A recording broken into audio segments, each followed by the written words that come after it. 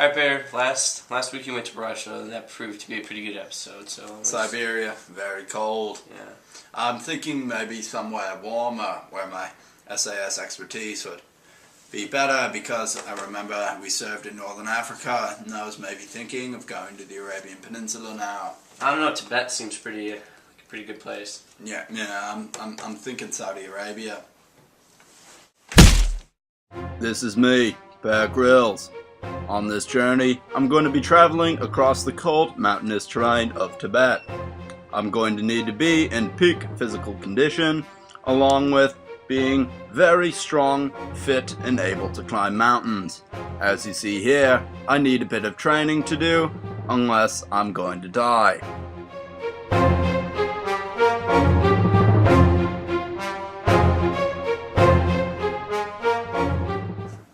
Here I have my Bear Grylls Survivor Pack, specifically endorsed by Dakine. Inside of this pack, we're going to bring 6 tools of survival. Here we have the slingshot for shooting small game and rodents. Here we have a torch for discovering things in the night. Right here we have a survival knife. A good combat knife is always good for preventing harm. Here we have a box of matches. A group of hikers was found last year with flint and steel and could not start a fire, so I think we're going to need to bring along matches this time. And here we have some thick, sturdy rope. This rope will be good for creating traps and other things and just generally tying things up. And here, from the parachute, I think we're going to have some extra twine here, which is very sturdy and could also be used to make traps. I think that's it, and we'll get on the way. I'm also bringing along my winter gear, because in winter things can get very cold and we don't want to get frostbite out there. Okay, let's head out. Let me make sure I put on my survival pack. Okay, out here we're not really sure where to go, just because of the rumored existence of the tribes. Hopefully we don't get lost out here and die like that group of hikers. Finally, I think we will be able to explore. As you can see, we found a frozen lake. Because of the time of year, we're not really sure if it's frozen or not, so I think we're going to have to go explore. Frozen lakes every single year take many lives. As you can see by that hole, some people easily fall through or the ice cracks and it breaks. We can see and go exploring here. On areas like this, you want to spread out your surface area. 1, so you don't slip and fall, and 2, so you have a less chance of breaking the ice. Once you get to snowier areas, you know that the ice is safer, so you can stand up. Okay, after the frozen lake, I think we've come upon the native settlement. I think we're going to start heading up here and see what we can find. Who goes there? Who are you? I'm an Indian. I'm Bear Grylls, survival expert, former member of the SAS. See, in Britain, the SAS is the Special Forces, and I'm an expert. Why don't you come down and we can talk about your survival techniques and your culture. Okay. Come here. Also, do you have anywhere where I could stay? I'm getting very cold and me and my camera crew are just not doing very well. Here we have some berries for you to eat. Oh, I think I'll pick some. Let's see. Excellent. These have great vitamin C levels and are even better to eat than pine needles. Yeah. Do you have anywhere where we could maybe meet other members of your culture? The entrance is this way. Okay. You want to make sure, whenever you're taking expert areas like this, you want to clear the way before you can jump.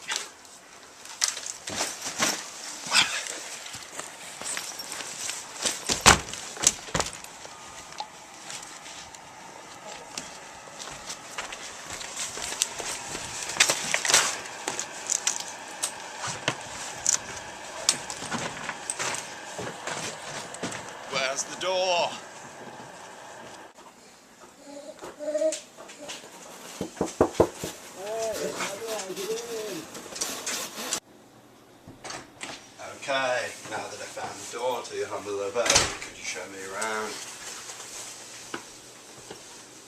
This is our main meeting area for official business. Wow, that's an interesting shrine you have there. Indeed, we have examples of religion from many cultures: Christianity, Buddhism, Hinduism. Maybe we can sit down and discuss some things about your religion. So, how about the weather? Who's this? This is an explorer. He calls himself Bear. Hello, I'm Bear Grylls. Good to meet you. So, I noticed how you have the cross and other Hindu and Buddhist figures. How would you acquire such knowledge like that if I haven't even heard of your civilization, and such talkings of it have been rumors? When our children reach a certain age, we send them out into the world to experience other religions and other societies in order to better realize that the one true God, Surya, resides in all societies, and all religions are aspects of the one true God. Okay, well, I have a friend, and, well, he's a Muslim, but he always talks about how he has a God called Allah, and he says it's very similar to God, and almost the same thing. Like, is Surya the same thing as that, or how does that work? Yes, Surya would be the same as all gods are representations of the one true God. Okay, so how does that factor into your government? Because I always see on the news that many things happen where you have no separation of church and state, but they're together. Are you some sort of non-secular society, or how does that work? We are indeed non-secular. Although we believe that all people should have a say in what the government does and how it practices, we also believe that the teachings of Surya should be carried out in government and guide its actions. Okay, so do you have some sort of tolerance if you have all of those different deities and godlike figures, and is this same sort of equality present throughout all of your society, or? Yes, one of the main staples of our society is equality for all people. One of the major ways we try to accomplish this is through a collective tax on the society in order to give back to those less fortunate than ourselves. Okay, that sounds like a very interesting thing. I noticed that you were talking about the teachings of Surya. How did your society come to find the teachings of Surya, or did Surya just speak directly to your people? In a way, Surya has spoken directly to our people. Through our meditations over vague ideas, we have come to hear the voice of Surya during such meditations. So, do you have a kind of contemplative environment where everybody can get together and kind of bounce ideas off of each other? To some extent, yes, but primarily we focus on the meditation over previous teachings and the search for new teachings from Surya. Okay, and with your teachings, how does that factor into your philosophy and kind of your way of life? Well, we try to apply them directly to our way of life, because if you have never taken the principles of the teachings to heart, you have no basis for awakening to the hidden path that is life. Okay, and that seems kind of like a good quote. Do you have like other good quotes and things like that, or how do you have your scripture work? The vast majority of our scripture is passed down through the oral tradition. We believe that the process of writing something down and defining it takes away a certain majestic quality inherent to the oral tradition. Okay, but when you have things like that, does that not take away the majestic quality because those are just manifestations of Surya? We believe that while there are some things that need not be written down in order to be understood, there are certain ideas that, when they are put into physical form, help us to better understand the teachings. Okay, so you're more accepting of other people. We're very Okay. accepting. And how does your creation story work? Because I've noticed, myself being a Christian, sorry to bring this into it again, but it's my philosophy. We had a creation story in which God created the world in 7 days. How does yours work? Well, we believe that the world has always been and has always come from Surya. And we believe time has become a spiral in that things repeat each other and there was no beginning and there will be no end. So, with your karmic cycle, how does that work? Like, do you have an afterlife or something like that? We do have a karmic cycle because we believe that your actions in everyday life do have consequences. And for that reason we strive to do our best to do good to others and to all things because Surya is present in all things. And in that sense that we believe you will be incarnated unless you have reached a level of spirituality where you are able to return to Surya in an afterlife. So, kind of like how everything goes out from Surya, then everything comes back in the end. Exactly. Okay. So, with your society, like how big is it and where did you get your roots? Right now we have about 400,000 people living in our society. Originally we came from Saga in Tibet, but we found that the society there was too corrupt, and about 800 years ago we decided to leave Saga and travel deeper into the Himalayas in order to form our own separate society. Okay. Okay, so you're kind of a branch off of Tibetan Buddhism a little bit. That is how we originated, yes. Okay. So, with your texts, I've noticed they're not really texts at all, but or kind of different phrases that are a passed down oral tradition. I've also noticed that your scripture is nothing like the Bible, the Rig Veda, or the Quran.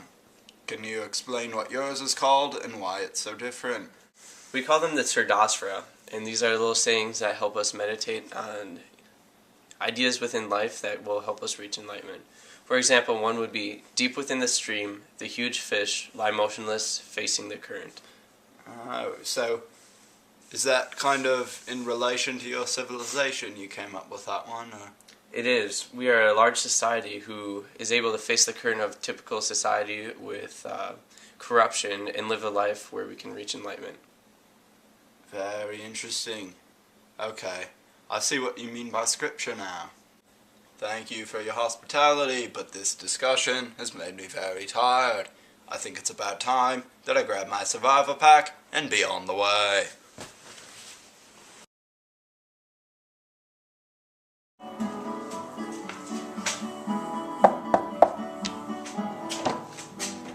Are we filming? What? Are we filming? Yeah, we're filming. I found this abandoned Honda, and we were able to survive the night only because of my survival pack. It has appeared that I forgot my winter gear in the native encampment. We should probably go back and see what we can find. Now that we've found our way back to the native encampment, let's see what's going on. There! We found your winter stuff, but we could not return it to you because we were in the middle of a ceremony. Would you like to come with us to join in? Sure, I'd be honored. Lead the way. This is our sacred ritual. In this ritual, we make Haril Kalmos, which is a drink that helps us in our contemplative meditations. And we start brewing this by each adding our own ingredient to the pot. So, this is why you gave me this powder. Okay, and I see it. So, who brews the beverage? Our spiritual leader will brew the beverage. Thank you, young one. Stupid thing. Okay. Now we each take a glass from the pot. Oh, should I let him touch it? Yes, he will distribute the drinks. Spiritual leader first. Drink deep. The drink of life.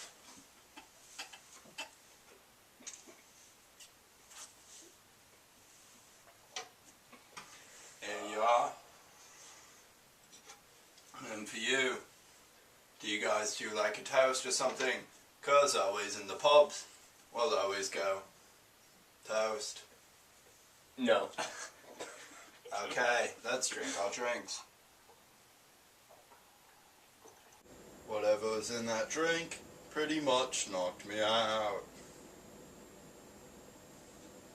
So, what is the purpose of your ritual? Well, first, we always start our ritual with the sacred blowing of the conch.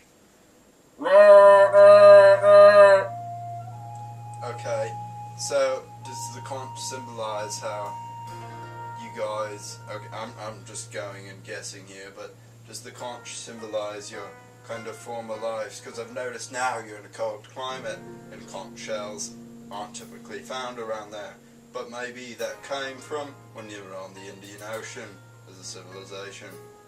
We like to keep our past as near to our present as we can. Yeah, I've noticed too. What does that head represent? The head represent that after drinking our spiritual drink, we are separated from body, and our thoughts come out. And So- it is a focus on the brain, the head, the whole. So do you guys think that, now let me get this straight, but do you think consciousness comes from your brain? Do you think so? Yes, we believe that the center of mind, matter, and the entire universe is centered in the mind because that is where all perception stems from. Okay. So, other than lying around and discussing various topics where everybody's kind of equal, because that's another thing I've noticed about this, is everybody seems equal. But, what else do you do in this ritual? In this ritual, we have music playing. We have that because, in contrast to having such physical forms, music is open to interpretation beyond such a physical object. So in that way, through music, we can really delve into our consciousness and be able to reflect on our decisions that we're making and our spirituality. So you can kind of solve your problems as a group and as an individual. Correct. Very interesting. Let's just enjoy the music.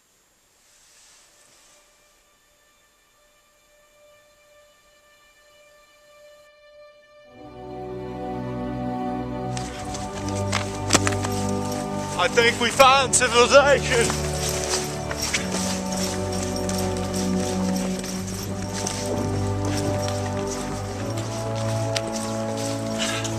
It appears we found civilization. Finally, this journey's at an end, and it's been a spiritual one as well as a good one. Thank you. I'm Bear Grylls.